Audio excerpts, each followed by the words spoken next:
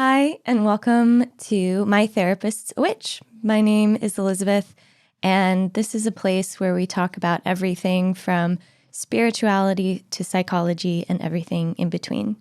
And today I thought I would share with you all my interpretation and perspective around resourcing and how you get to discover and learn what really works for you. So, just to begin, I'm tracking where my own body is, and this is a bit of a practice that I do regularly, which is taking a moment to pause, feel into my body, and just kind of see where it's at. So I'm going to do that right now, and if you feel so called to join me, please take a few moments, as I often like to say, to arrive, to fully arrive.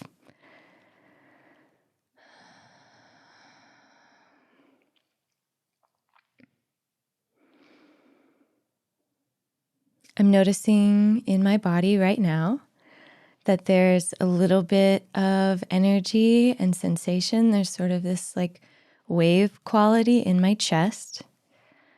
I'm noticing how my body feels grounded. I feel heavy in a really good way, a way that I enjoy. I feel calm. And my body feels pretty at ease in this moment. So now gently guiding our awareness out of the feeling part of ourselves and a bit more into our brain part, which sometimes takes me a little bit of time to get online there. So as we enter the conversation about resourcing, I'd like to share a little bit about me. So as many of you know who have been listening to me on YouTube and who have heard my previous episode, I have PMDD, which stands for premenstrual dysphoric disorder, which causes me to struggle quite a lot with regulation when I'm in my PMDD episode, which is the week before my period. I also have ADHD, which can make emotional regulation really challenging. And I also have complex PTSD, which can cause a heap of dysregulation. So I'm coming at this from a pretty neurodivergent and sensitive body. So sometimes I describe my experience as feeling like a raw, exposed nerve going out in the world. And because I feel things so deeply and I am so sensitive, I've had to learn how to tend to my own unique body and my own unique nervous system and do the things that actually help me feel calm, grounded, regulated, and social and able to engage and connect with people. As I have gone through this journey, I really want to offer kind of a frame that really helped me kind of have an outline of how to track my body and where my nervous system's at and where my states of activation are. And then I'll kind of move into discussing things that I actually find really regulating and offering a perspective that what's regulating for someone might be highly dysregulated for another person. And that's okay. What matters is that it works for you. So gently starting to transition a bit into the heady stuff. So I have a master's in somatic psychology. I'm also a training therapist. And a huge pillar of my education is under the Polyvagal Theory. I really like the lens that Deb Dana gives to this work. I feel it's a bit more integrated and holistic. But the idea of polyvagal theory is referring to the vagus nerve, which runs through our face and touches every organ in our body. And that's the nerve that controls our fight or flight response.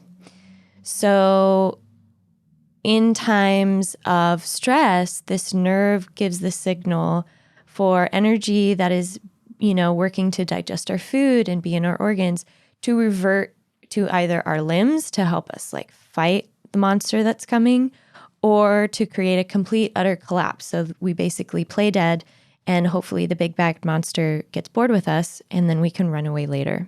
In my interpretation of polyvagal theory, I think of it more in mammalian, primal kind of perspective and lens, where we're just big animals pretending that we don't have these responses. So, for example, we've become socially programmed to ignore the way that our own unique body regulates and gets rid of a traumatic experience. So in my body, for example, I learned at a very young age to cut off my body from completing its process with how it metabolizes overwhelming experiences. And as that process gets cut off, which you can think about it as a way to fully wring out the experience out of the body, like literally getting rid of that tension in the muscles and that activation altogether. When we cut ourselves off from that, that energy just gets stored in our body and can create character armor. It can create pockets of tension. It can create a certain type of posture where we are constantly with our activation in a way, even if we're not conscious about it. Some folks I'm sure out there have read The Body Keeps the Score. This is kind of flirting in with that territory. So to offer a frame with polyvagal theory is that we can think of our activation as kind of a ladder. So at the bottom, we have dorsal vagal, which is a fancy word for saying our freeze state. So this is the freeze collapse. This can also be interpreted as the fawn state. And I'm a fawner. Like, I'll just own that part of me. When I get extremely stressed out, my body just autonomically moves into fawning, where I'm sort of gushing over the thing or the person that's causing me to really freak out.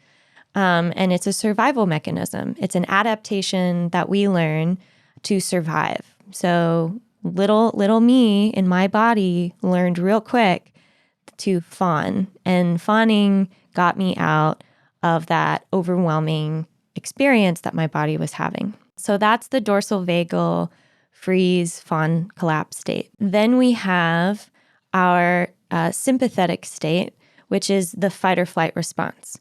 So this is usually where we start to we can feel hot, our muscles get fired and ready to either attack somebody or to run away. We can even get pretty quick with our verbal responses. So it can also be a verbal fight that's happening where things come online very quickly.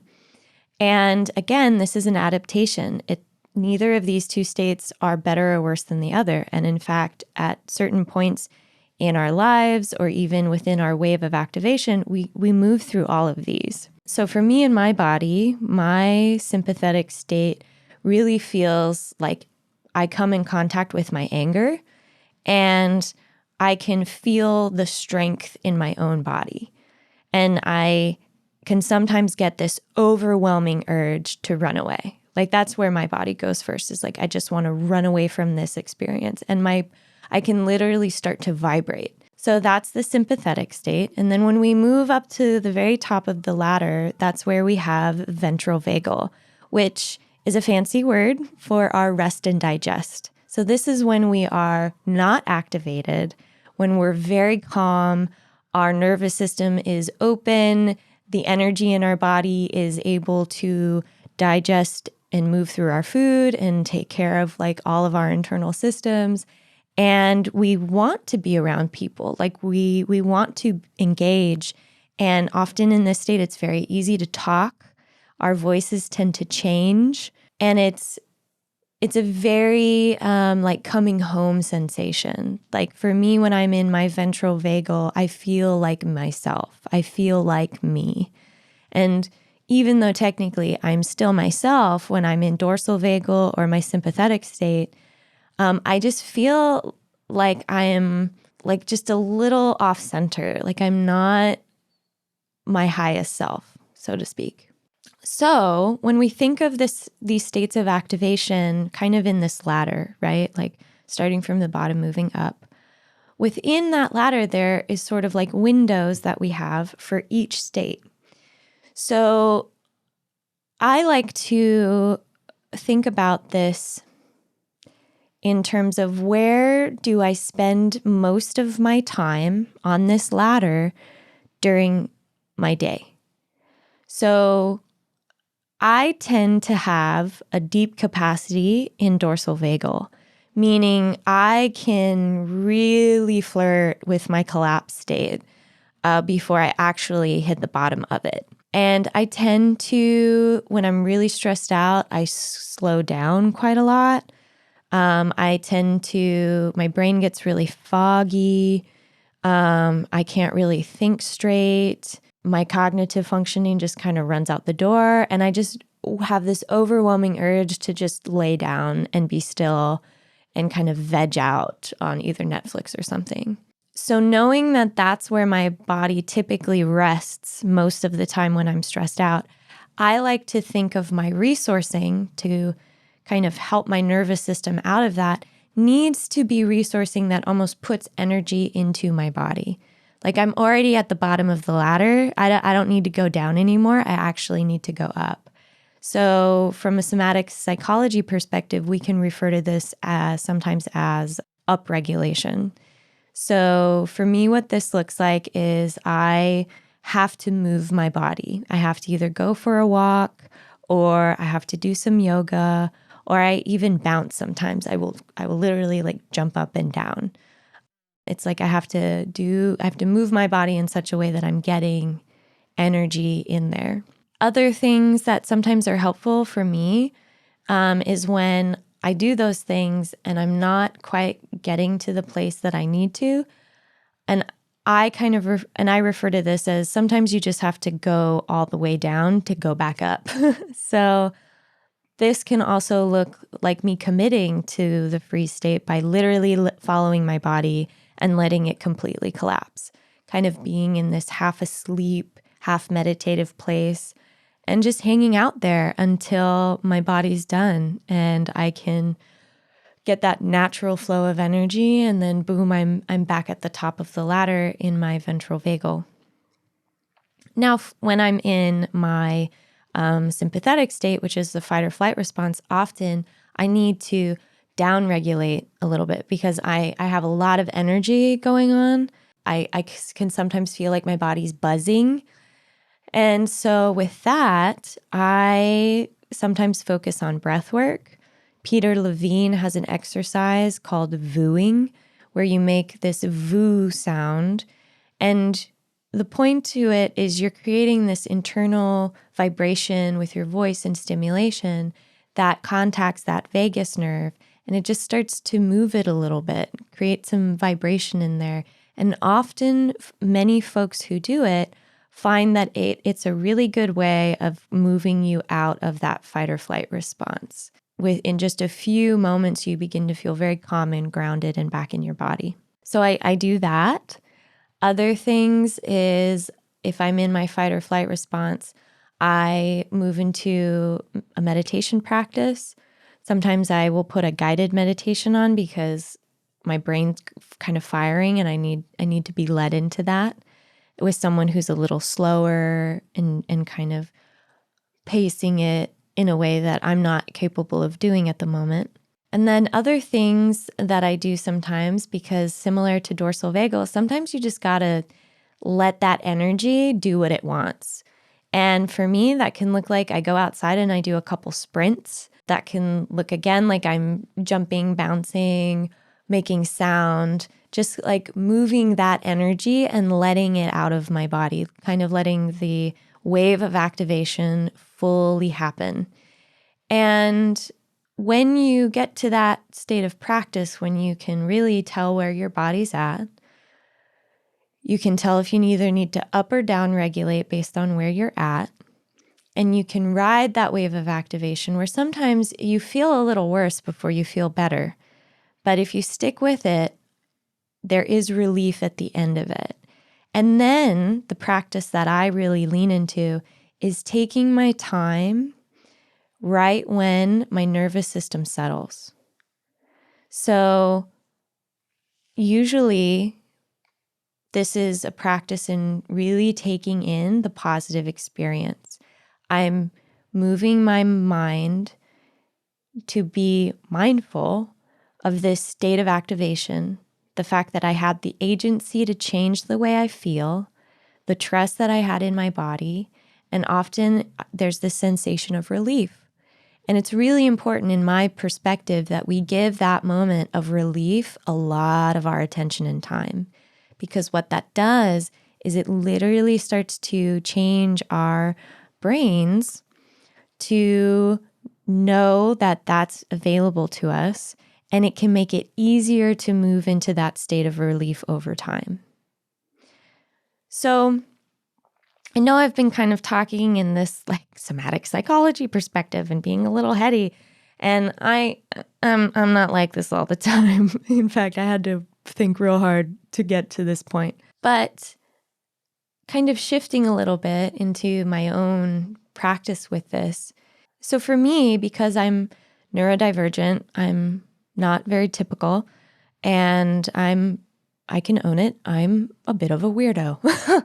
I really struggled for a long time to find the things that actually regulated my nervous system, because I think there's this belief in some circles that there are universal things that always calm people.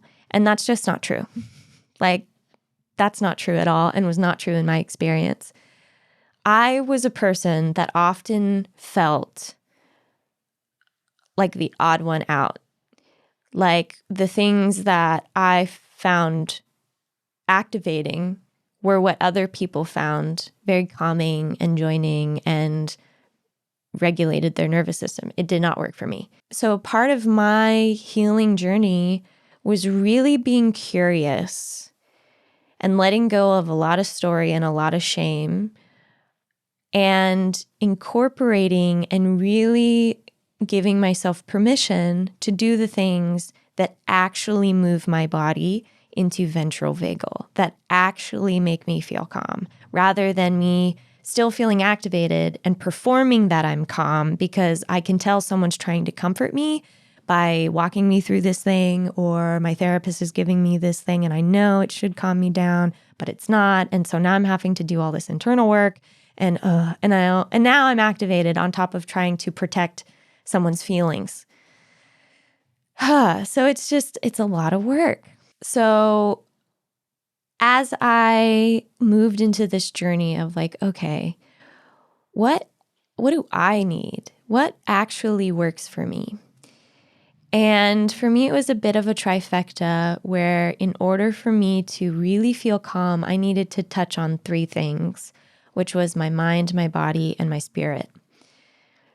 Now, what I mean by that is that I needed a very holistic approach to calming my nervous system. I needed to be able to smell things. I needed to touch things. I needed my whole sensory world to be stimulated, on top of like my spiritual world to be stimulated, on top of me literally manipulating and moving my body. And I found over time that I have a very unique nervous system. And I get quite a lot of stimulation and information than the average human being. Now, I'm not saying that I have superpowers or anything like that. I'm just saying that I'm extremely sensitive.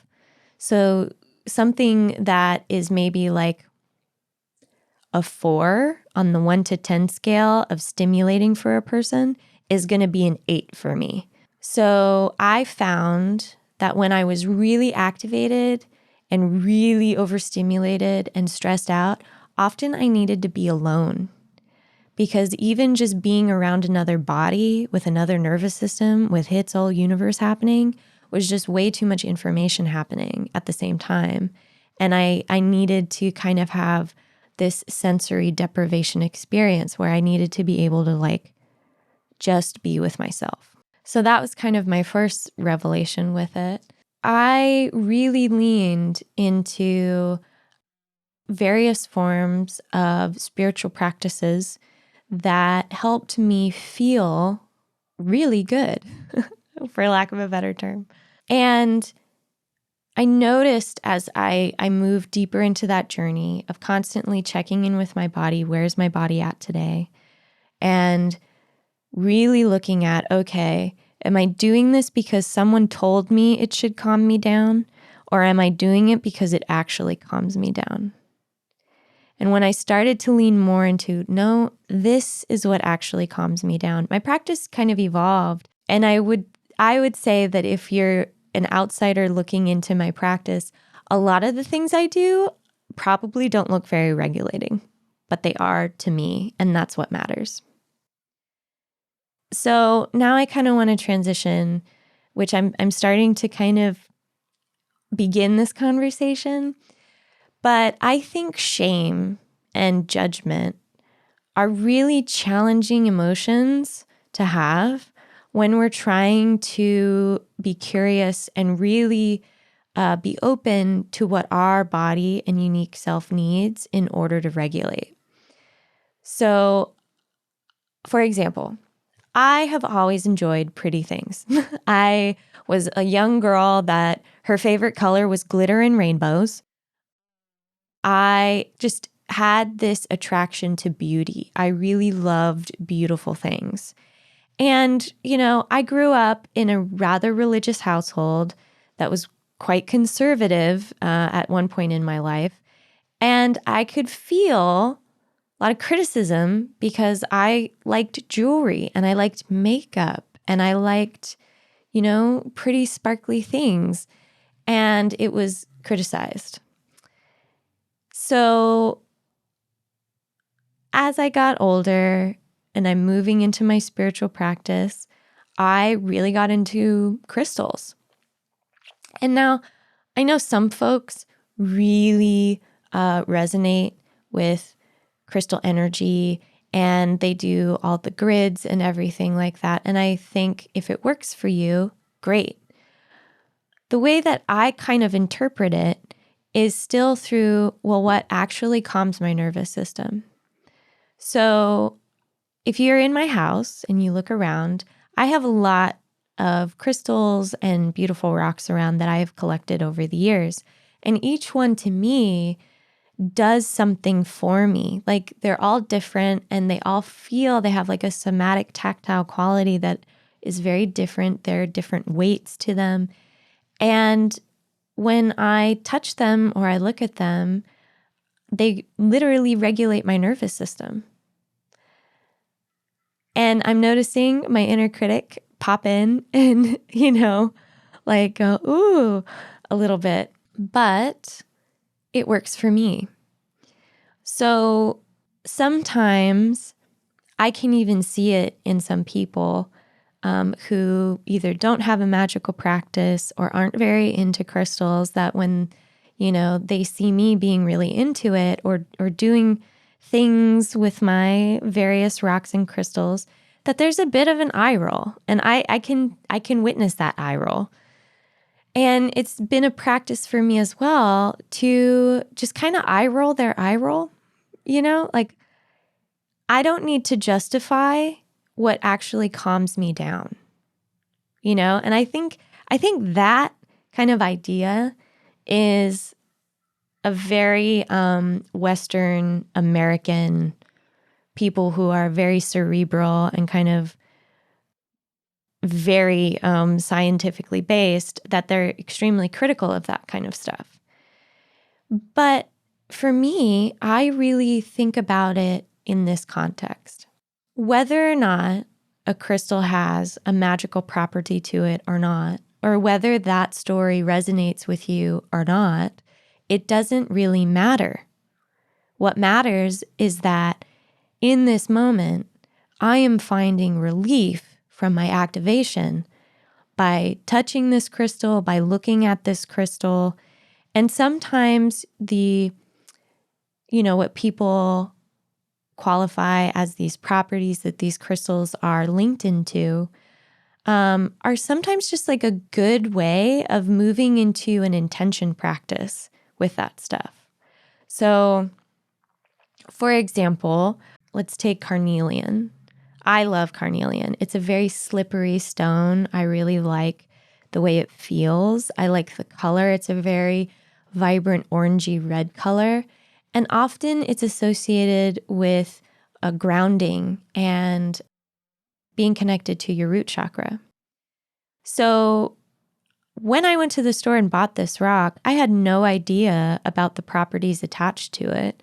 I just really resonated with it because when I picked it up, something about the weight, the way it sat in my hand, just made me feel really grounded and made me feel calm. And it kind of quieted my mind for a bit. And so I bought it and I took it home. And then, as I researched the properties of it and what other folks link to this rock, it made it really rich territory for me to kind of find my way with the intention that was linked now to this rock or crystal that I had. So now for me, it's almost like I have a somatic anchor for the intention of grounding and really focusing in on my lower body, which when I'm stressed out, I can get kind of up and high and lose track of my feet. So now that I literally have a way to touch, hold, play with the intention of grounding and being in contact with my lower half, it reminds me every time I look at it. It's now linked to this practice that I have of, oh yeah, stay grounded. Oh yeah, even just asking the question, am I grounded in this moment? And it causes me to slow down and really move back into my body. And I think that's really powerful. I think it's really helpful to have ways of taking our practice, even if it's just a mindfulness practice where we're trying to gain more interoception, where we're trying to connect more with our body sensations. Sometimes it's really lovely to have a physical way of interacting with that practice. So that way it's not just all up here in our head and we're having to work really hard to remember all of this stuff, or we're having to flip through the pages of our journals or whatever to remember, oh yeah, did I check this today? And if you're not a crystal person, this can also look like writing down an intention or a piece of your practice on a piece of paper and you put them in a jar, and every day you pull out one piece of paper, and on that piece of paper, it could be like focus on grounding. And that's just like what you do that whole day is you're remembering, okay, today I'm focusing on grounding. So there are many ways that we can incorporate our practice, and it doesn't just have to be about crystals, and it doesn't just have to be about having an intention there the whole time. It can literally just be you have it because you like it. And this brings me into another thing. Beauty is resourcing. Like beauty is powerful. And I'm not talking about, just like the Hollywood, very digitally edited stuff that's out there. I mean, what you find beautiful, which that could be a certain plant that you have in your home that you find really beautiful. If you're like me, it could be plants and rocks, It can be art, like a very moving, captivating piece of art that just hits something inside of you. And the more we become aware of our somatic experience, the more we can pay attention to the effect these things have on our nervous system. So this brings me into another piece of my practice that I absolutely love, which is music. So I also have synesthesia, which means that somewhere in my brain, things got cross-wired. And so now when I hear music, I also get when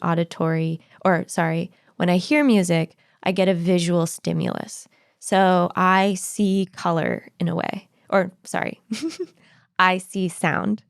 And that can at first sound very cool.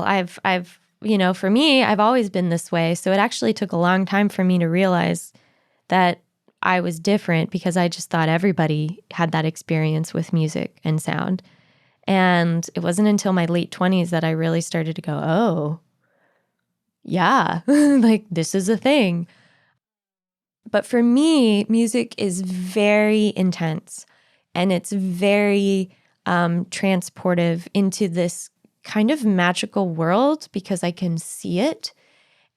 And I think because I have that relationship to it, there are certain music sounds and forms of music that I really like and some that I hate because I don't like what's happening in my visual field.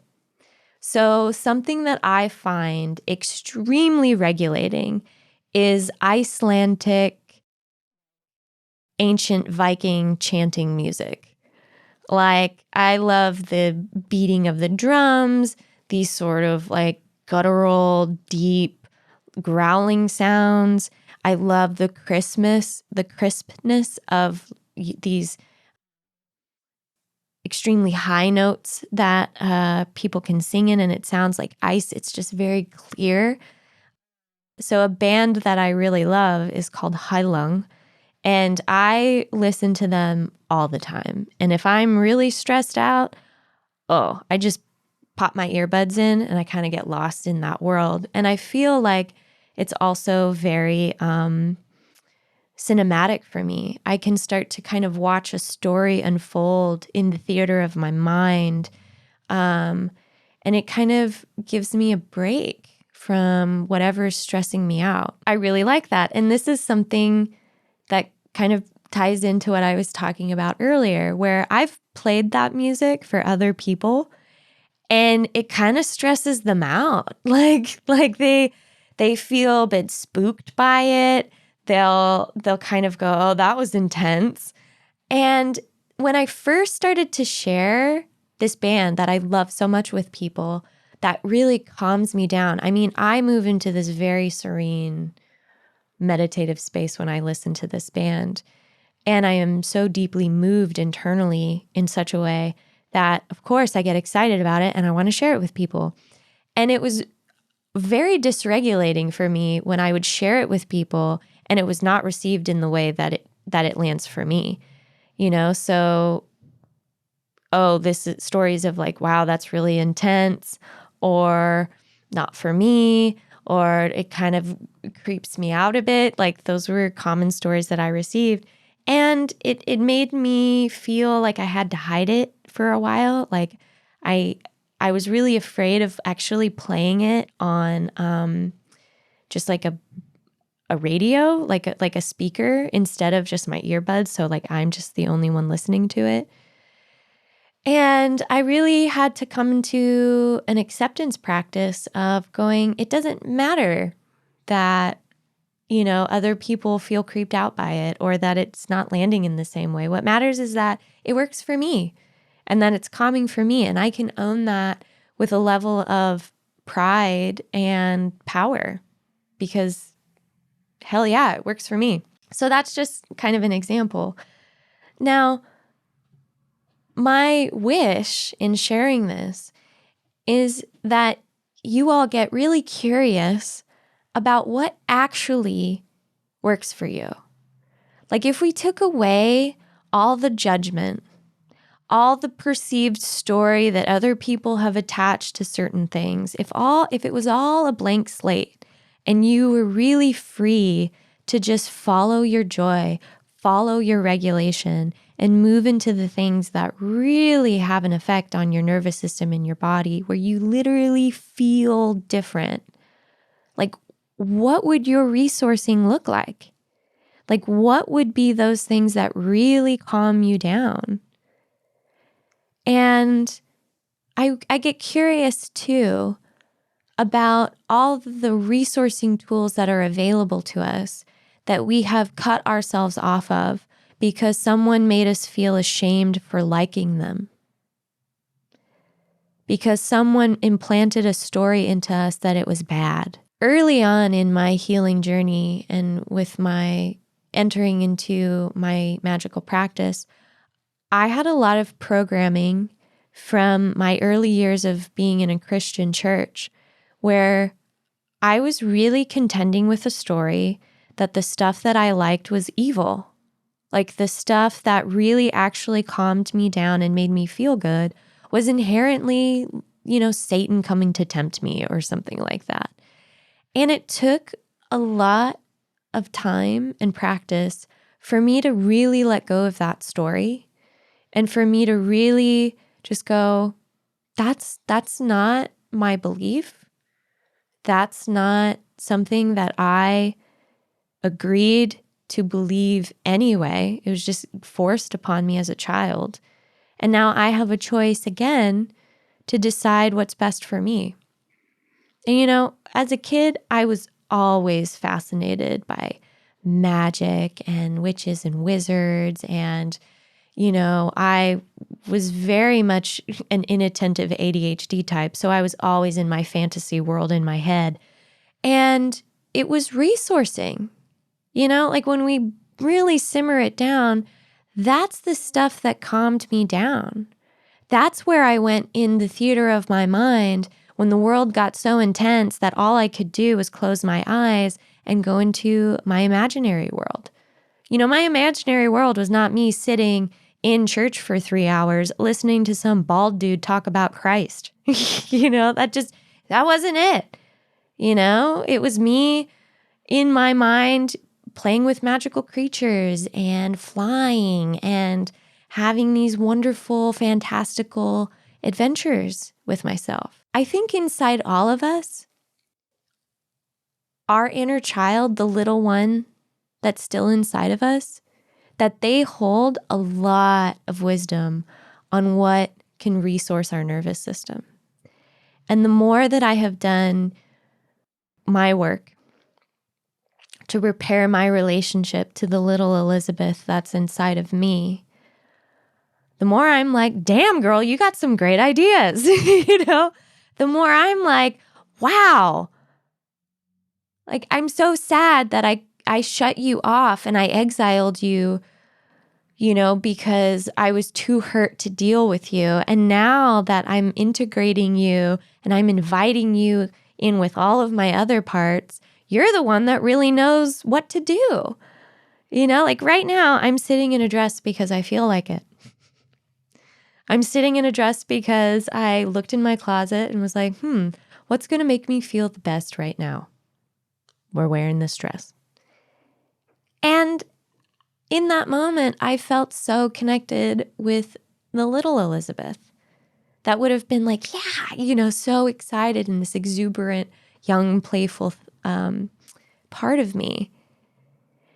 And so I think another angle that often gets overlooked when it comes to resourcing, on top of beauty, which I've talked about, is how resourcing play is. Even if we're just playing with ourselves, like how wonderful it is to be in a state of play. Healing and regulating doesn't always have to be so serious. It doesn't always have to be this like gauntlet of awful where we're like doing the shadow work, we're processing our trauma responses, we're like in the shit all the time.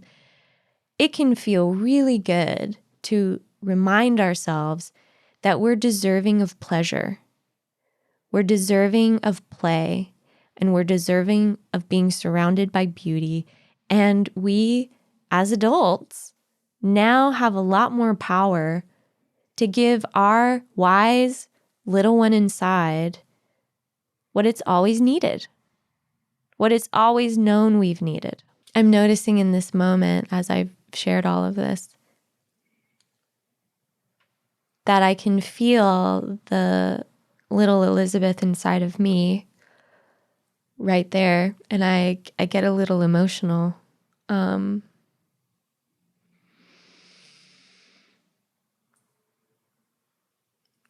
And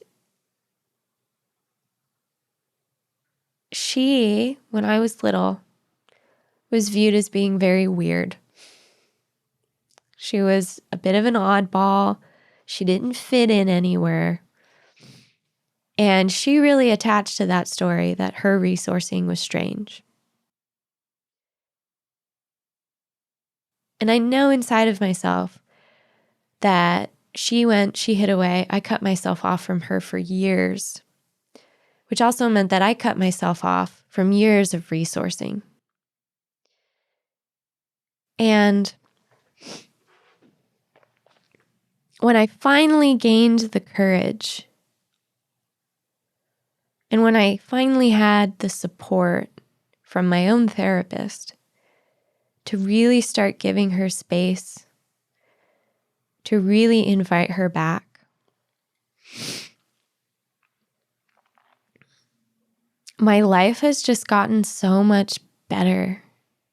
Like, there's way more color and magic and play and fun, and also healing and an ability to trust my own body to handle the states of activation that just the world will inevitably bring to it. Because I now know what works for me. And I really wish for everyone to have that experience.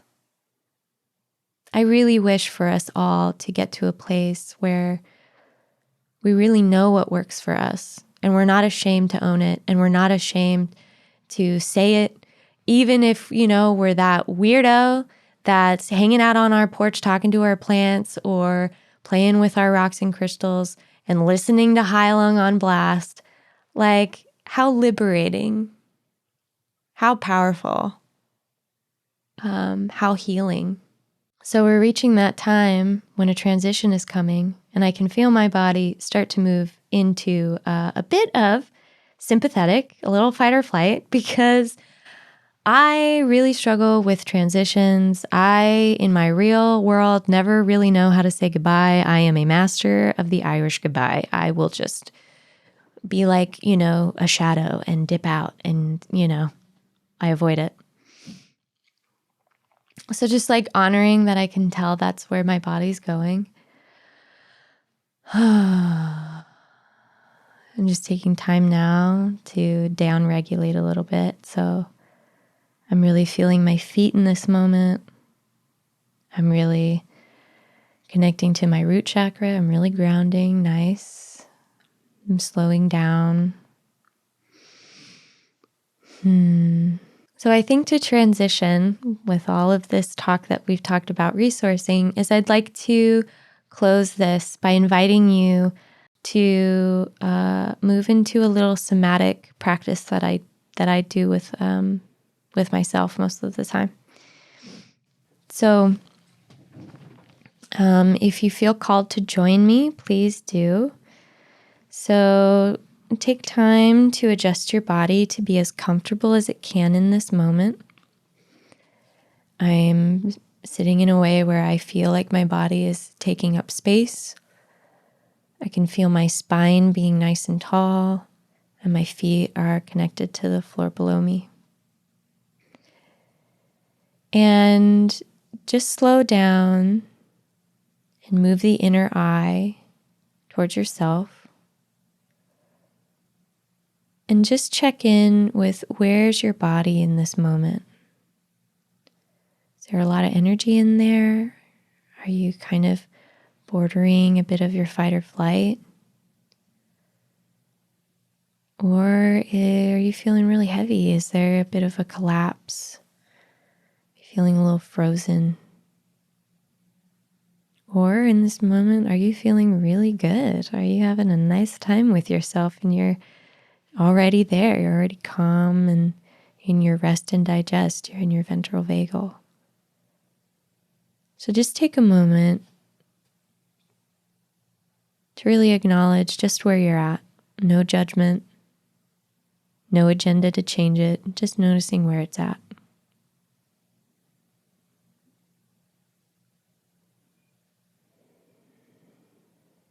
So for me, I'm noticing that fight or flight experience is just popping up as a sensation in my chest.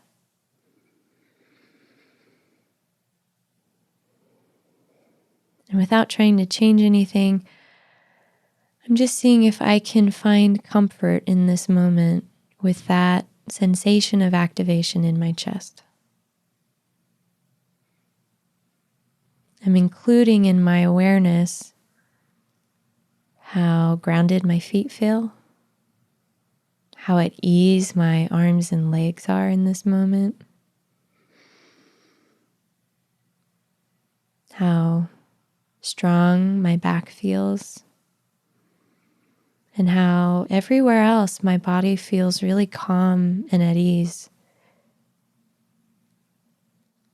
And that's happening at the same time that this sensation in my chest of activation is happening.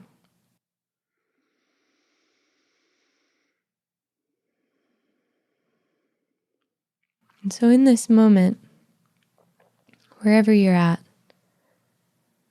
just ask yourself, how can I be just a little bit more comfortable in this moment?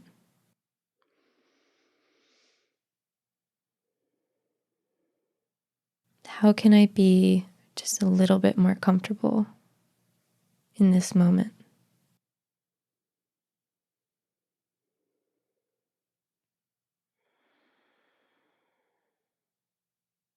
And I'm noticing now that I feel like the soles of my feet have opened and the roots of my body are connecting to the ground below me.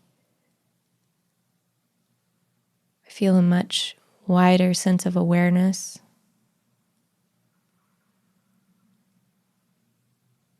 I feel overall just more at ease.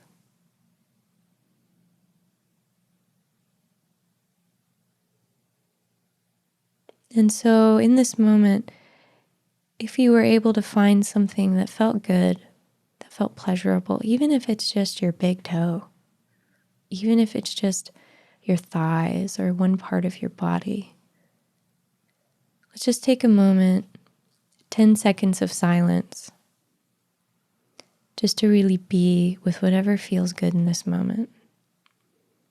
And I'll watch the time.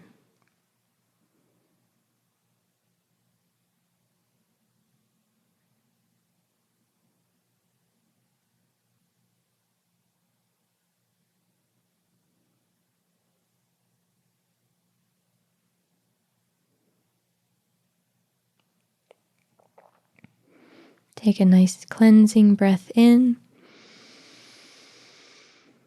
and a long exhale out.